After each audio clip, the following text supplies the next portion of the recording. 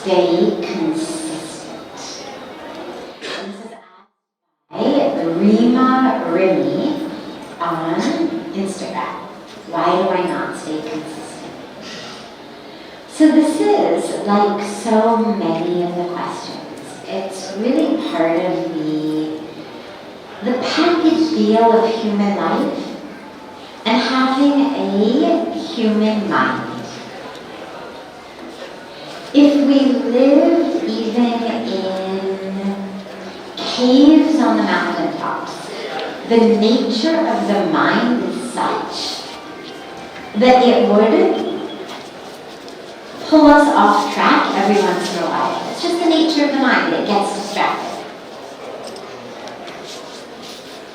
Satsang provides us a beautiful opportunity to recognize that. One person's phone rings, somebody sneezes, somebody coughs, and everybody goes. It's the nature of the human mind. Even when the object to which we are getting attracted and distracted is not even very interesting. Somebody opens a zipper on a bag, for example. It's not like somebody says, hey, I've got the lottery numbers. It's a cough, it's a sneeze, it's a phone ring, it's a zipper on the bag, it's a door opening or closing. Nonetheless, we get distracted.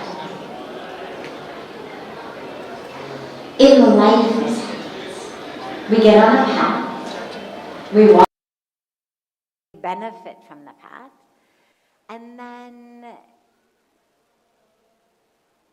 we fall off it. Maybe we have a late night at a wedding, at an event, we travel, we can't get up first thing in the morning. Something happens that just puts a little bit of a kink in our schedule. And the mind goes, I can let go of my habit, my pattern. Understand that the nature of the mind is to be lazy, very much like the nature of the body is to be lazy.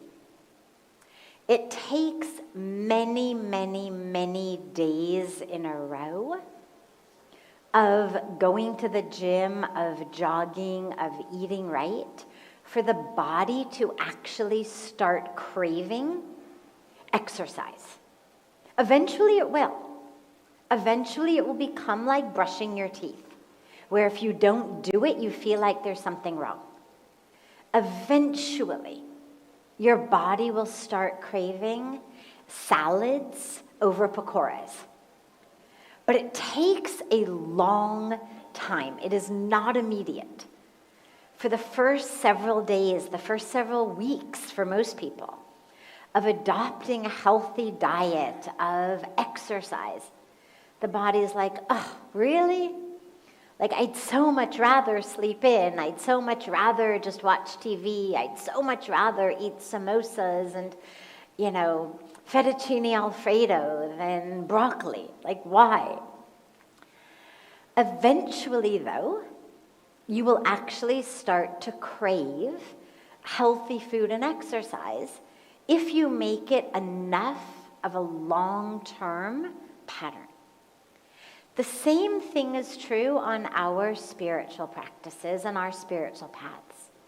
And it also takes a while.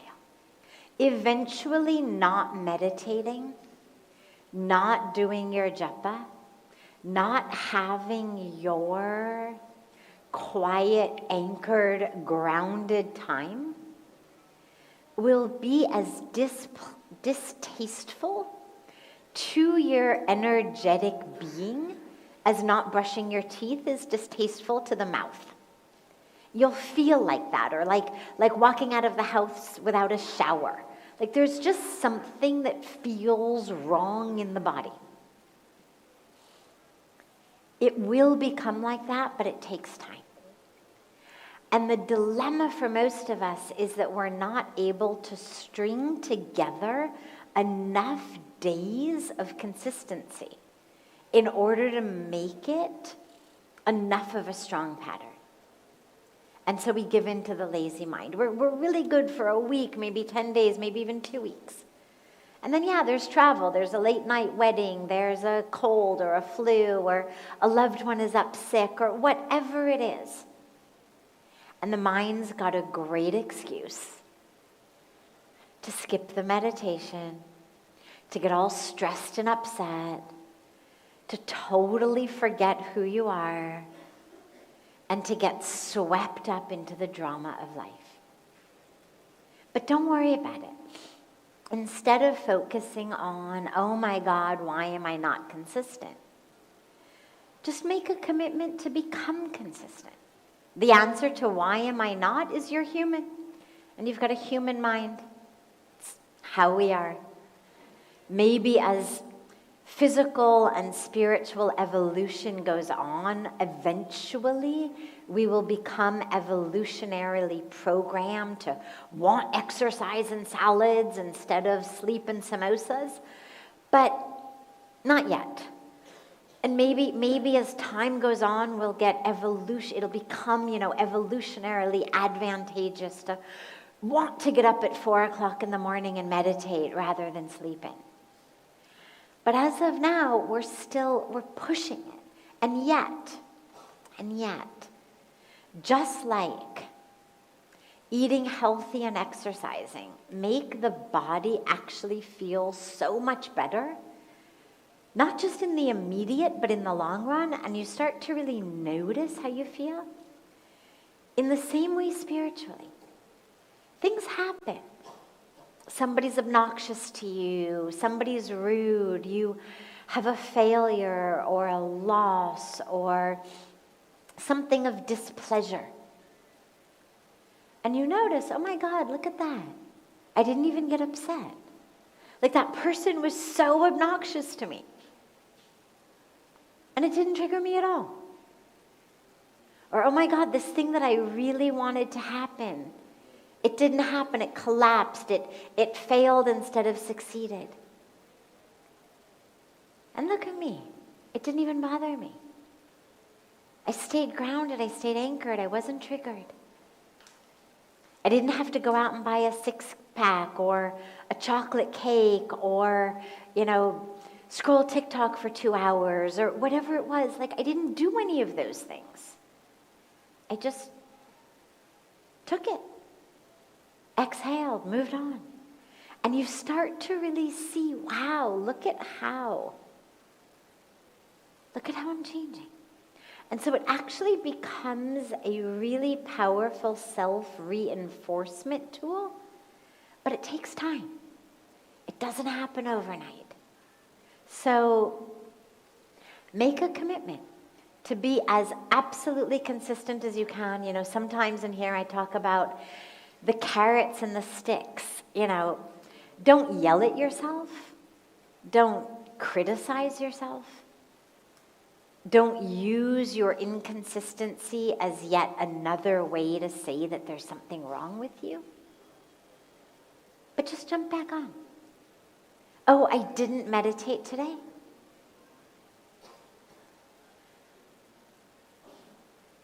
I didn't meditate today? No problem.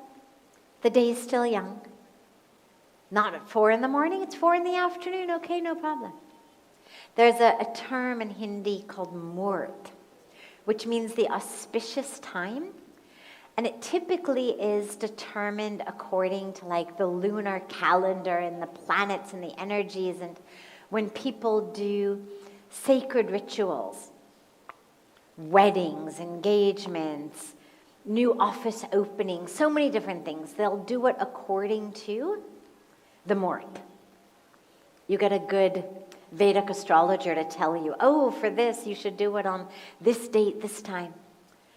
But the truth really is that whenever you commit, that is the auspicious time. Never say, oh, I missed the morning, the day is shot, okay, now I just have to wait till tomorrow.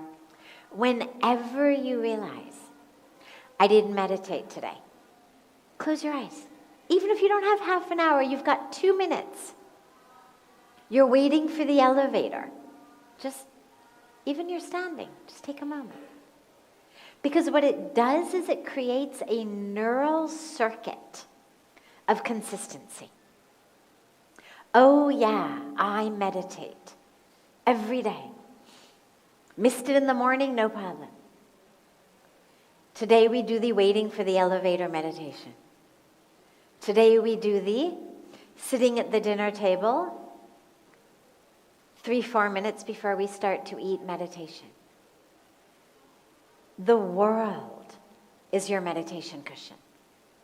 Wherever you are, when you realize that, you missed the morning practice, just do it then. You haven't done your japa, no problem, start right now. At this moment. Just do it. Otherwise, we keep creating so many excuses. And then, of course, get back on track. There's a lot to be said for same time, same place every day. But don't use the fact that you missed the time or you missed the place or you're traveling or you're jet lagged as a way to get off track. Just keep bringing yourself back. It's like in the practice of meditation, the mind wanders and we bring it back. We don't say, oh, my mind wandered, okay, I guess my meditation is over. We just bring it back with love, back to the breath, back to the mantra. So make a commitment. But the last piece of this is really important, which is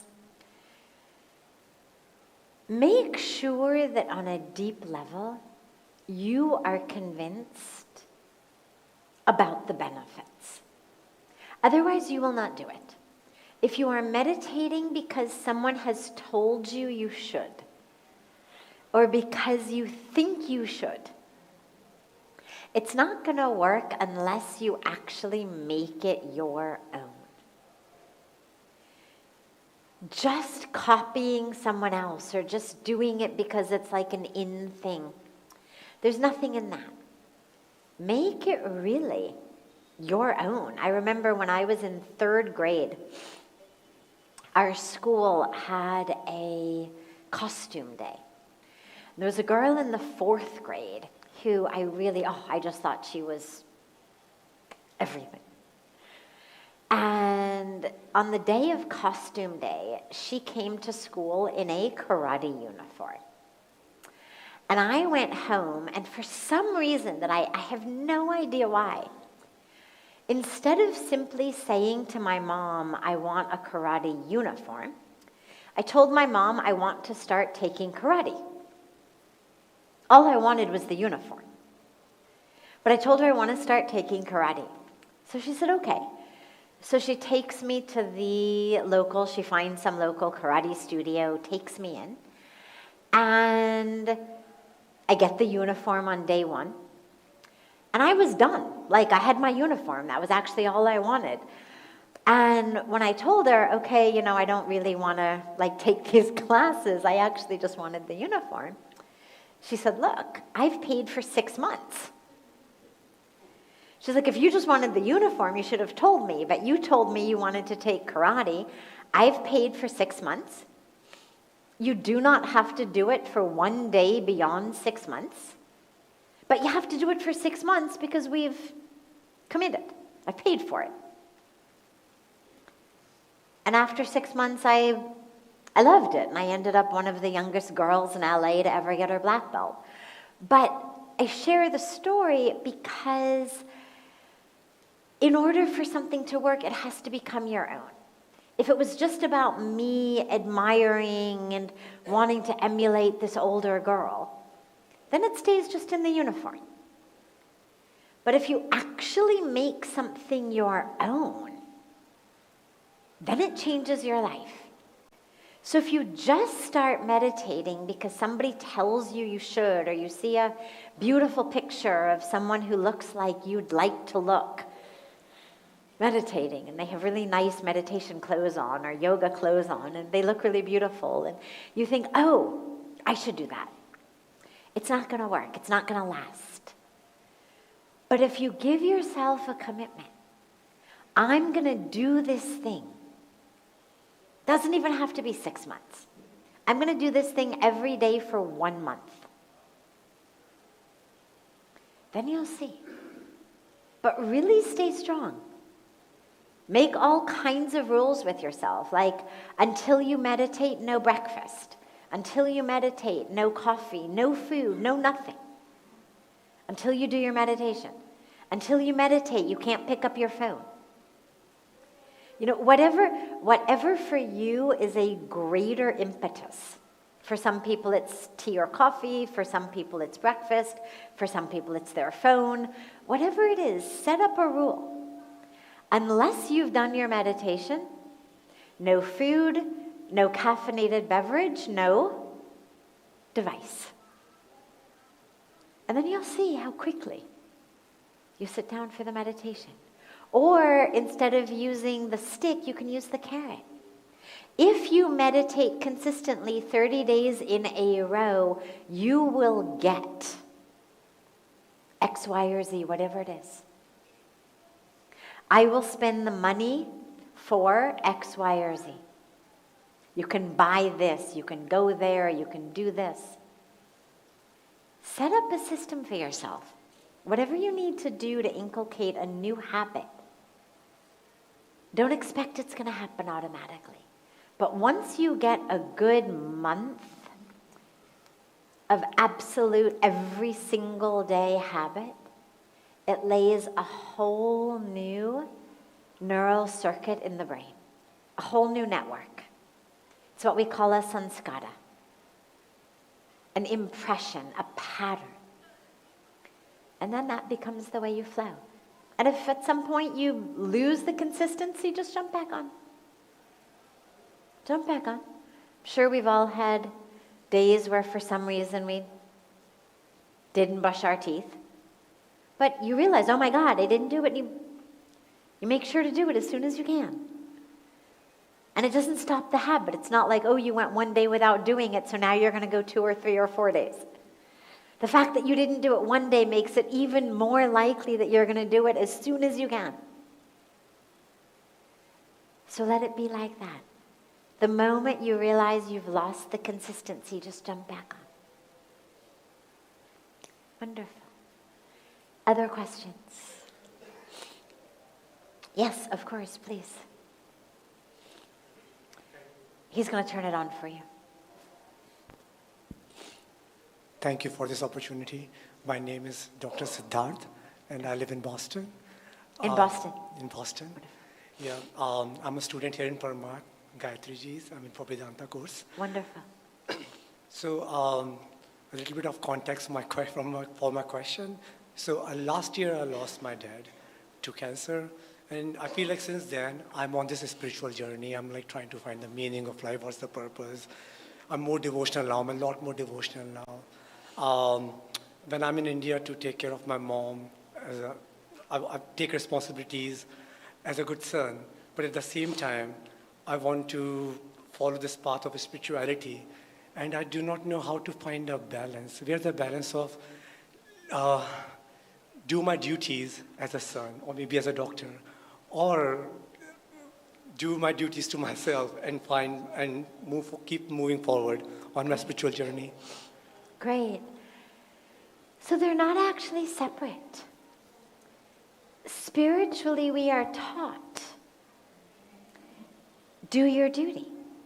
The Bhagavad Gita is rooted in the teaching, do your duty.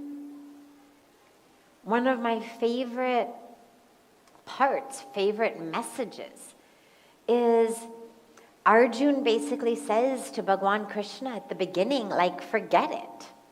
I don't want to fight this war. It's not worth it. I'm going to go off. I'm just going to meditate. I'm going to become a sadhu. And Bhagwan Krishna says, not so fast. You have a duty.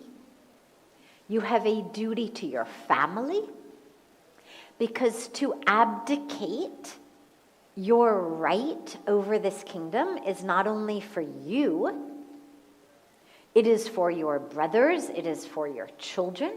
So you have a duty to the family to fight.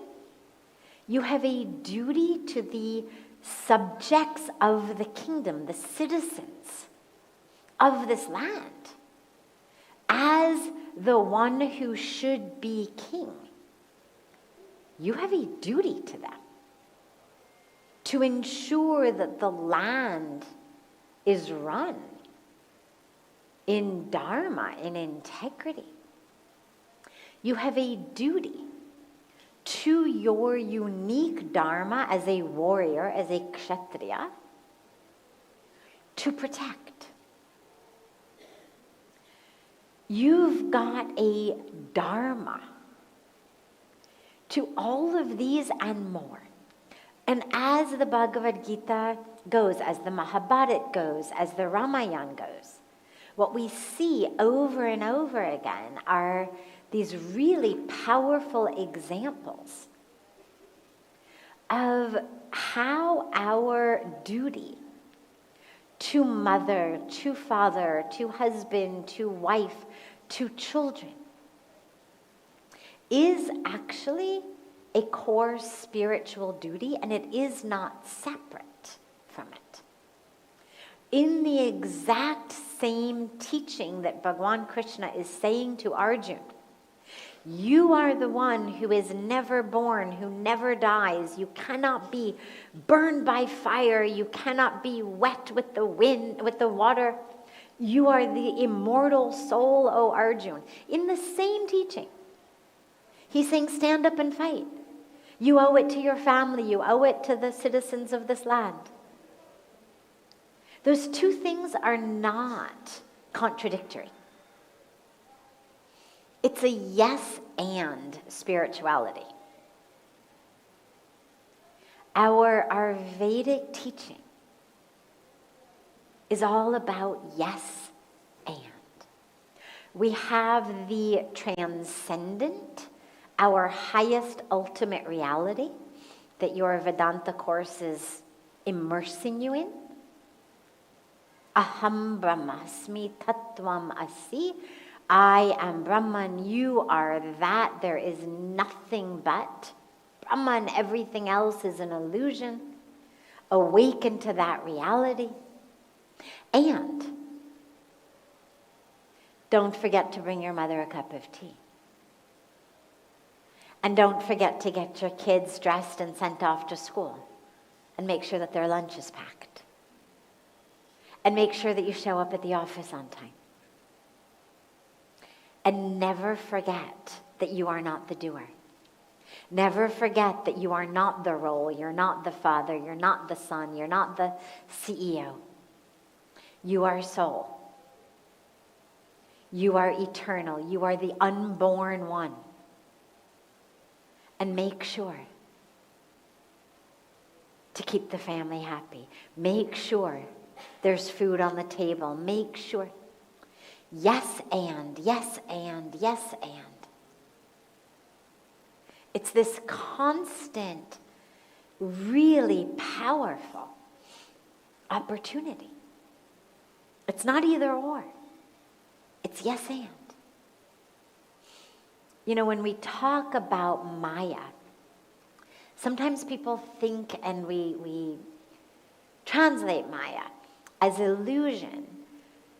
But it's not illusion like an optical illusion. It's not one of those, do you see two profiles, or do you see a vase, or do you see the old lady, or do you see the young lady? I mean, it's not one of those optical illusions. When we say illusion, it's not like, oh, it's not really here. It looks like it's here, but it's not. It's an illusion because it is not the highest truth. It's an illusion like a wave is an illusion on the ocean. It's there on a very physical intersection of time and space level of tangible reality. And if in your physical intersection of time and space reality, you intersect that wave as someone who doesn't know how to swim, you are very likely going to be in trouble. Very real, tangible intersection of time and space trouble. On the other hand, if you intersect that time and space wave in a moment as someone who surfs. You can have a very tangible, split-second intersection of time and space of enjoyment. The illusion is, even as you see what you think is wave, its highest truth is ocean. If you interact with it on the level of intersection of time and space, physical reality, it either drowns you or you surf on it and have fun.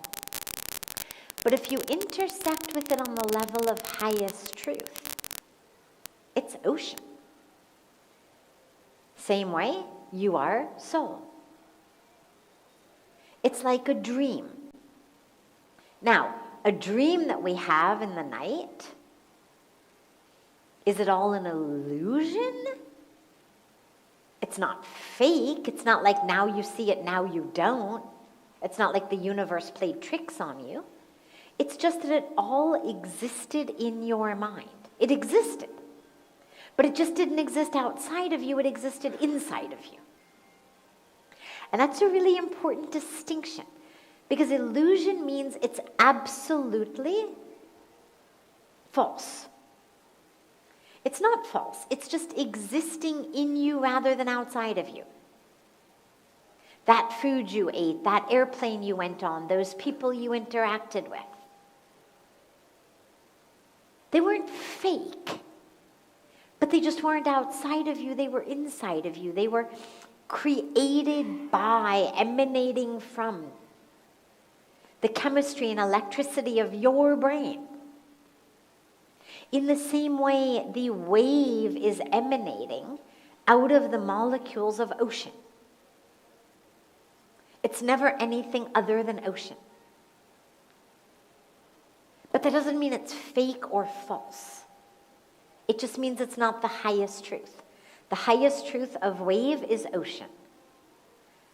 The highest truth of you, like of Arjun, like of all of us, is eternal, unchanging, never born, never dies, soul, spirit, consciousness. And here we are in these human bodies, which, regardless of which scripture you pick up, from the Upanishads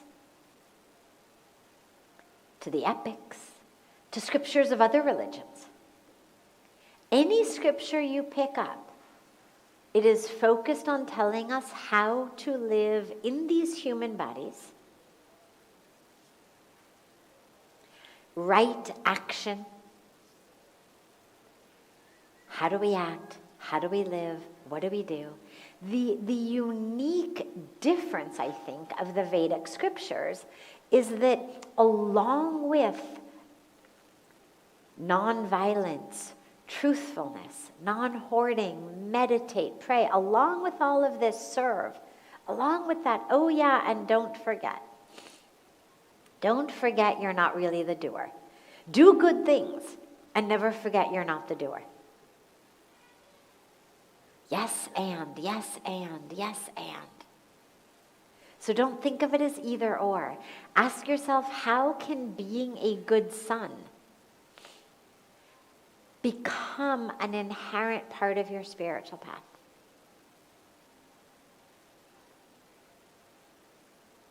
There's a very beautiful, I was just talking about this last week, I think, a very beautiful description by one of the teachers I really love, who since passed away, named Ram Das, who was a disciple of Neem Karoli Babaji.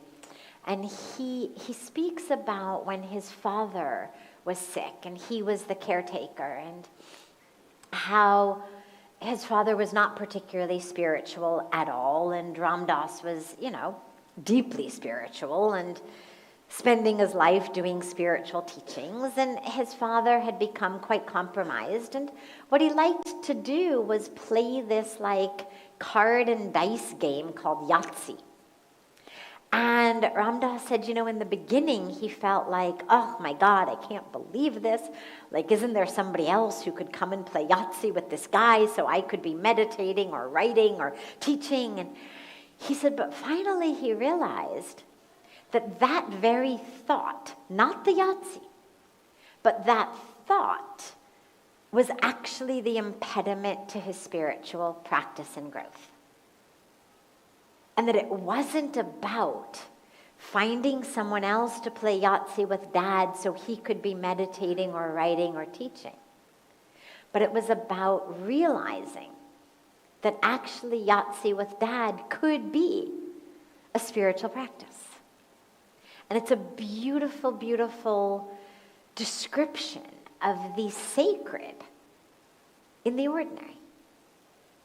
And that it's not that we are called to push away these sorts of things, but that we are actually called to find the sacred in them.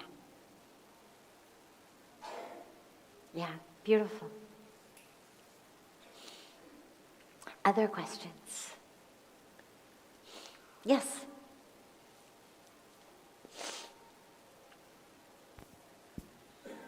Hello, my name is Keshav. So I have been following a spiritual path from like many years now. So my question to you is, does really anger and ego goes really at the end? Like I will elaborate my question. Like even if I am on a spiritual path, so sometimes I'm still not able to control my anger, and I feel the more I meditate with time, the more sensitive I am becoming to other people, to other energies. Like if somebody says anything to me, I really sometimes get very sensitive. Okay. So, good question. Sensitive in terms of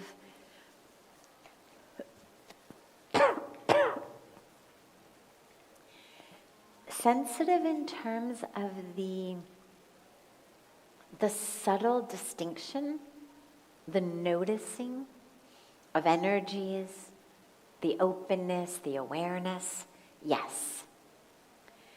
But the power of something outside of me to steal my peace, no, that should not be happening. What meditation gives us is the ability to be the witness. We call it sakshi.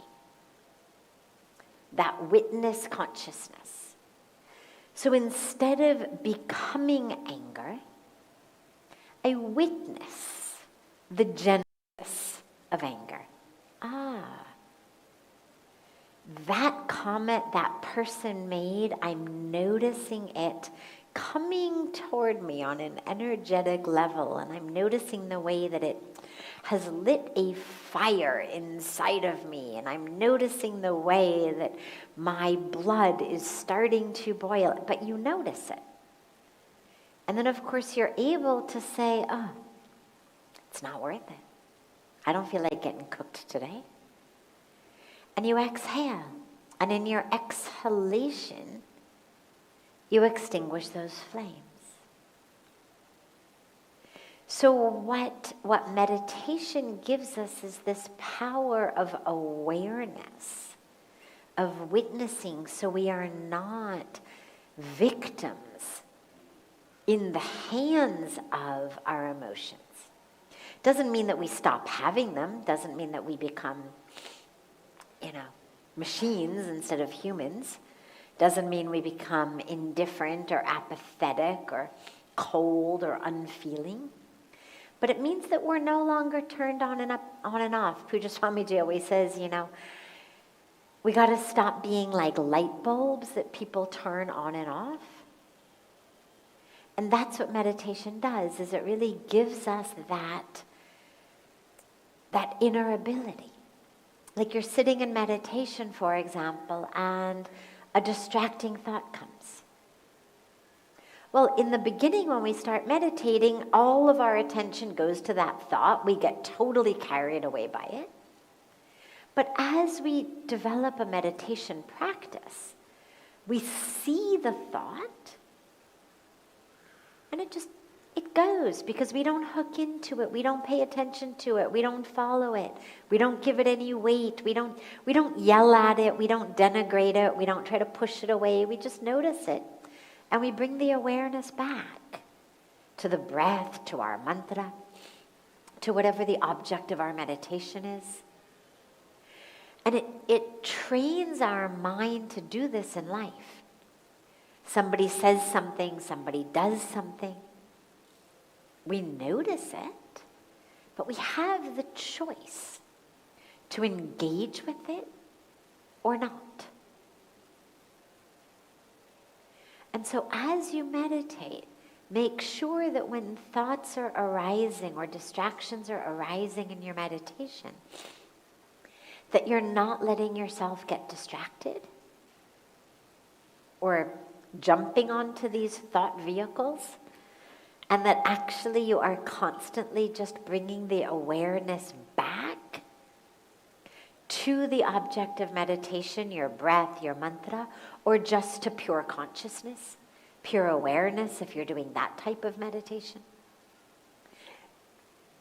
That'll train you in life. People will still be obnoxious. They'll still be rude.